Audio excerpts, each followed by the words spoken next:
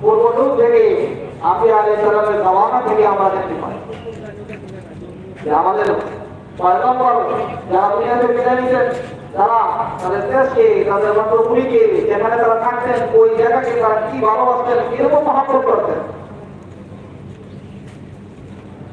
যেটা বিস্তারিত যদি আমরা মিসাল দিতে চাই, উদাহরণ দিতে চাই, আমাদের পয়গম্বর, আমাদের আকা, আমাদের নবী মুহাম্মদ মুস্তাফা সাল্লাল্লাহু আলাইহি ওয়াসাল্লামের জীবন দেখে আমাদের উদাহরণ। বিশ্বনবী সাল্লাল্লাহু আলাইহি ওয়াসাল্লাম মক্কায় ছিলেন, ইসলামের দাওয়াত প্রচার করতেছিলেন, কিন্তু ইসলামের দাওয়াত প্রচার করার মাধ্যমে প্রচার করার মধ্যে তার বিভিন্ন দিকে বাধা আসলো। আল্লাহর হুকুম বিশ্বনবী সাল্লাল্লাহু আলাইহি ওয়াসাল্লাম মক্কা থেকে মদিনা হিজরত করলেন। মদিনায় যাওয়ার সময় বিশ্বনবী সাল্লাল্লাহু আলাইহি ওয়াসাল্লাম মক্কা থেকে বাইরে হলেন। বিস্তারিত আলোচনা সংক্ষেপে এর কিছু সারাংশ বলা হয়েছে। বিশ্বনবী সাল্লাল্লাহু আলাইহি ওয়াসাল্লাম যখন মক্কা থেকে বাইরে হলেন, তো নিজের মাতৃভূমিকে, নিজের জন্মস্থানকে এরকম ভালোবাসেন, বারবার পিছনে দিকে তাকায় মক্কাকে দেখতে দিলেন, বারবার পিছনে দিকে তাকায় দুনিয়ার সর্বোচ্চ স্থান, দুনিয়ার সবচেয়ে মহব্বতের জায়গা মক্কা বাইতুল্লাহ, এটাকে বারবার দেখতেছিলেন। আর বললেন, মক্কা গেল কইলেন, আমি তো তোমাকে ছাড়তে চাই নাই, কিন্তু মক্কাবাসী আমার কওমের লোক আমাকে কাছে যায় নাই, আল্লাহর হুকুমে আমাকে এখান থেকে চলে যেতে, কিন্তু আমি তোমাকে ভালোবাসি, আমি তোমাকে মহব্বত করি। বিশ্বনবী সাল্লাল্লাহু আলাইহি ওয়াসাল্লাম মক্কা থেকে মদিনা হিজরত করলেন। মদিনা যাওয়ার পরে 10 বছর অতিবাহিত হয়ে গেল। 10 বছর নিজের মাতৃভূমি থেকে মদিনায় চলে গেলেন। আমাদের দিলেও পয়গম্বরের মতো বিশ্বনবী সাল্লাল্লাহু আলাইহি ওয়াসাল্লামের মতো তার মাতৃভূমি জন্মস্থানে মহব্বত ছিলেন। আবু বকর রাদিয়াল্লাহু আনহু অসুস্থ ছিলেন, তারা অসুস্থ অবস্থায় তাদের মাতৃভূমিকে বারবার স্মরণ করতেছিলেন মহব্বত চেয়ে। ওই সময় বিশ্বনবী সাল্লাল্লাহু আলাইহি ওয়াসাল্লাম দোয়া করলেন, যে আল্লাহ, আমরা যেরকম মক্কাকে ভালোবাসি ওরকম প্রতিষ্ঠিত করেন। হিজরত করে গেছেন, ফিরত আর আসেন নাই, তাদের জন্য উমরার জন্য আসেন, আবার হিজরত করে ওই স্থানে চলে গেছেন যে স্থানে আল্লাহ তাআলা যাওয়ার হুকুম দিয়েছেন, মদিনাতুল মুনাওয়ারা, যেখানে বিশ্বনবী সাল্লাল্লাহু আলাইহি ওয়াসাল্লাম জীবনের শেষ পর্যন্ত ওখানে কিয়াম করেন।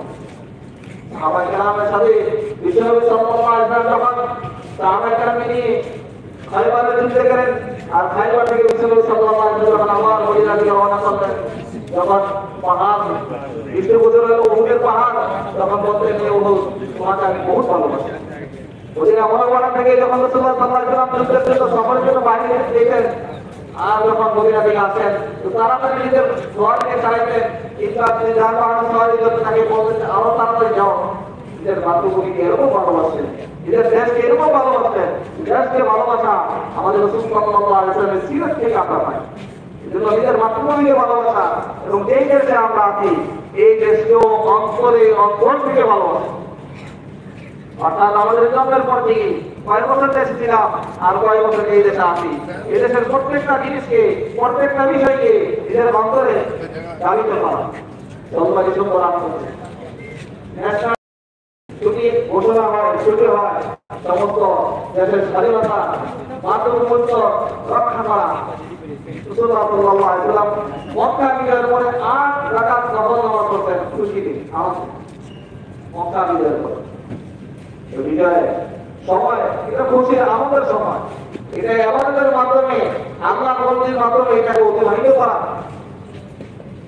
দোয়া করা, এবং এই দেশের প্রত্যেকটা কানুন, প্রত্যেকটা নিয়ম কানুনকে পুঙ্খানুপুঙ্খানুভাবে আদায় করা।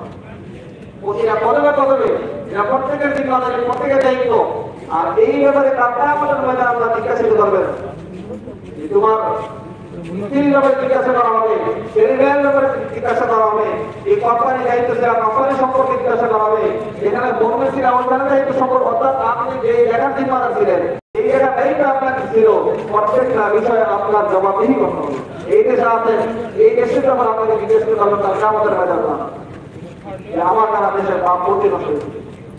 আমি যদি এই দেশের প্রত্যেকটা কানুনকে পুঙ্খানুপুঙ্খানু আদায় করি, এজন্য কি করতে হবে, সমস্ত খারাপ কাজ থেকে খারাপ কাজ করতে হবে, এবং সমস্ত খারাপ কাজ যারা করে তাদেরকে পরিত্যাগ করতে হবে, তাদের সাথে সম্পর্ক রাখা যাবে না, খারাপ কাজও করা যাবে না, খারাপ